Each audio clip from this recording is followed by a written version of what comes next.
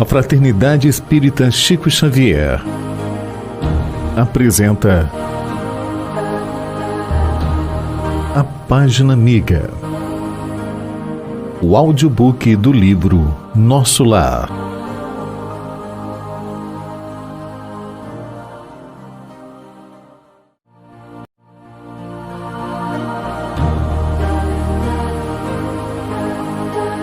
A Fraternidade Espírita Chico Xavier apresenta A Página Amiga, o audiobook do livro Nosso Lar.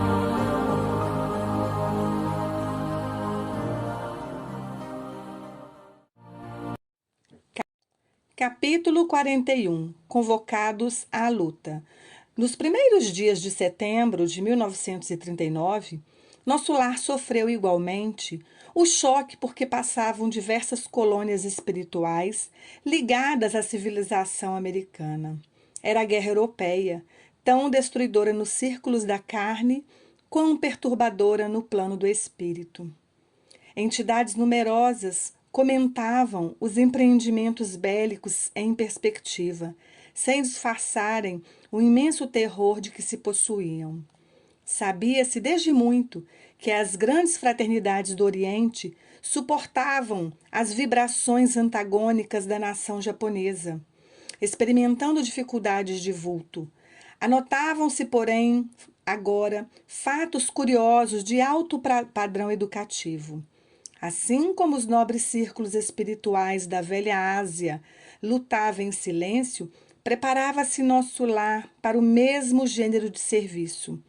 Além de valiosas recomendações no campo da fraternidade e da simpatia, determinou o governador tivéssemos cuidado na esfera do pensamento, preservando-nos de qualquer inclinação menos digna de ordem sentimental. Reconheci que os espíritos superiores, nessa circunstância, passam a considerar as nações agressoras não como inimigas, mas como desordeiras e cujas atividades criminosas é imprescindível reprimir. Infelizes dos povos que se embriaguem com o vinho do mal, disse-me Salústio, ainda que consigam vitórias temporárias, elas servirão somente para lhes agravar a ruína, acentuando-lhes as derrotas fatais. Quando um país toma a iniciativa da guerra, encabeça a desordem da casa do pai, pagará um preço terrível.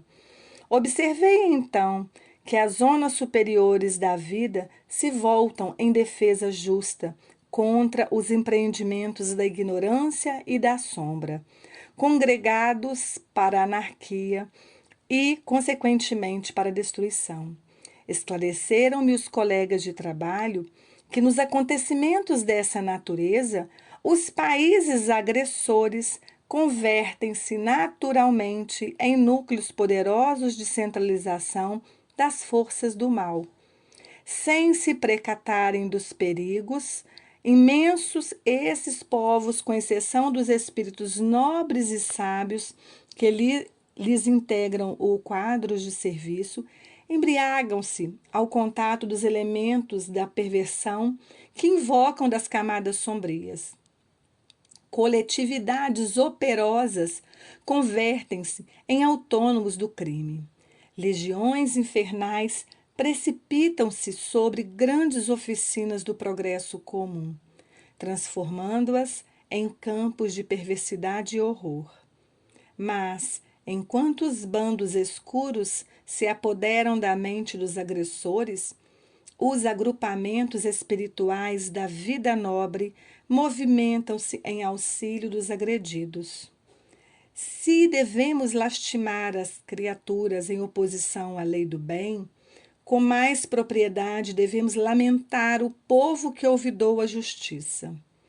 Logo após os primeiros dias que assinalaram as primeiras bombas na terra polonesa, encontrava-me, ao entardecer, nas câmaras de retificação, junto de Tobias e Narcisa, quando inesquecível clarim se fez ouvir por mais de um quarto de hora.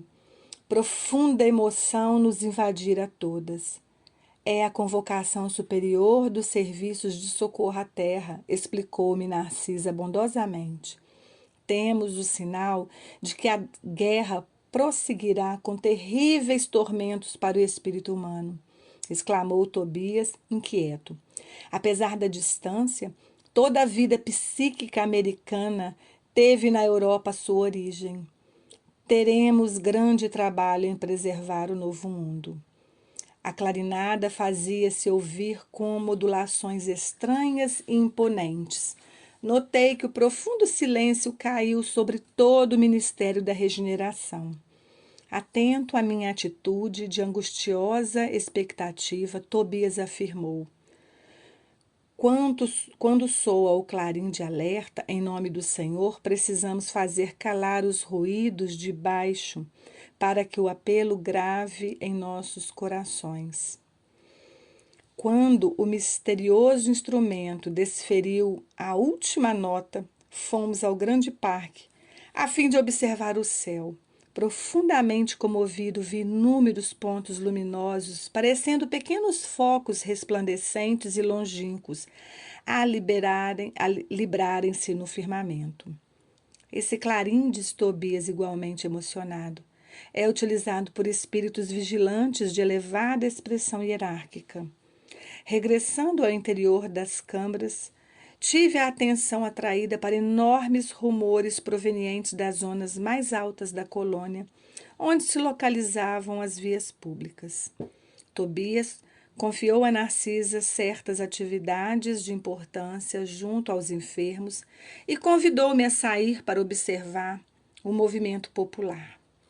Chegada aos pavimentos superiores, de onde nos poderíamos encaminhar à Praça da Governadoria, notamos intenso movimento em todos os setores. Identificando-me o espanto natural, o companheiro explicou. Estes grupos enormes dirigem-se ao Ministério da Comunicação à procura de notícias. O clarim que acaba de soar só vem até nós em circunstâncias muito graves. Todos sabemos que se trata da guerra, mas é possível que a comunicação nos forneça alguns detalhes essenciais. Observe os transeuntes. Ao nosso lado vinham 2 senhores e 4 senhoras em conversação animada. Imagine, dizia uma, o que será de nós no auxílio? Há muitos meses consecutivos o movimento de súplica tem sido extraordinário.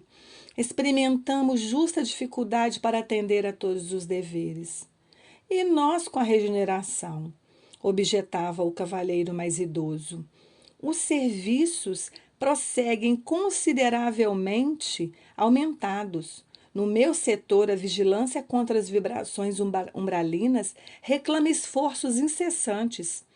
Estou avaliando o que virá sobre nós.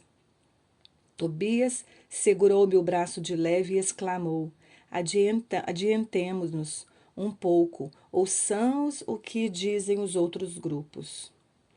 Aproximando-nos de 2 homens, ouvi um deles perguntando: será crível que a calamidade nos atinja a todos?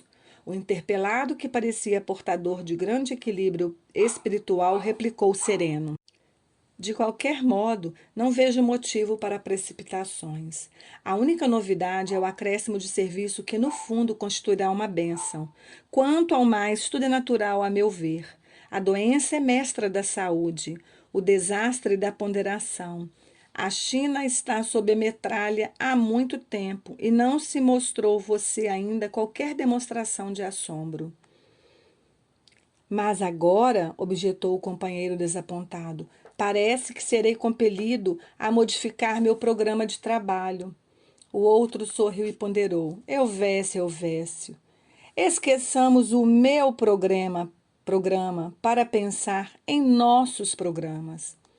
Atendendo a novo gesto de Tobias, que me reclamava atenção, observei 3 senhoras que iam na mesma direção à nossa esquerda, verificando que o pitoresco não faltava igualmente ali, naquele crepúsculo de inquietação. A questão impressionava-me sobremaneira, dizia a mais moça, porque Everaldo não deve regressar do mundo agora. Mas a guerra, disse uma das companheiras, ao que parece, não alcançará a península.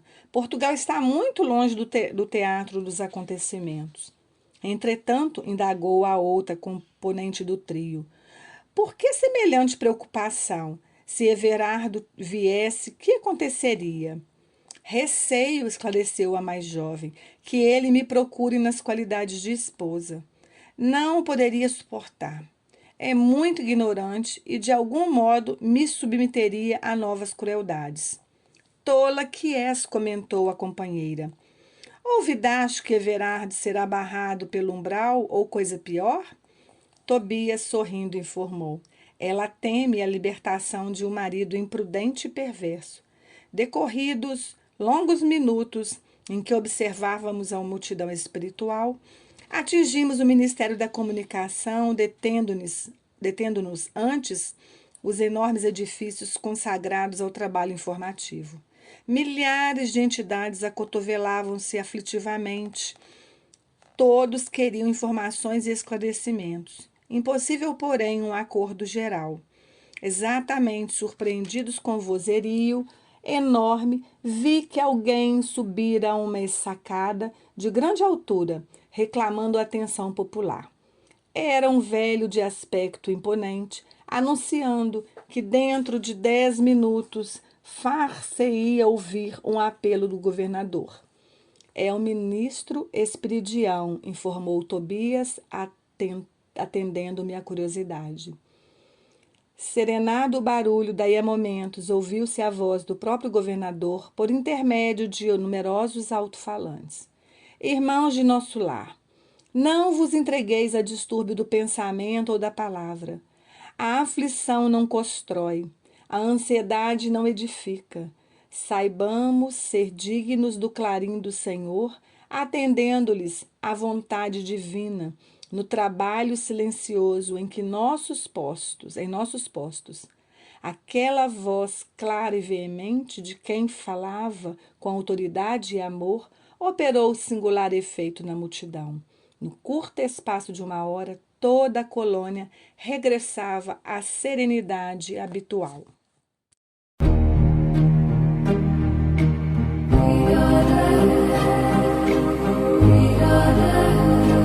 Audiobook do livro Nosso Lar. Narrativa Cristina Albuquerque.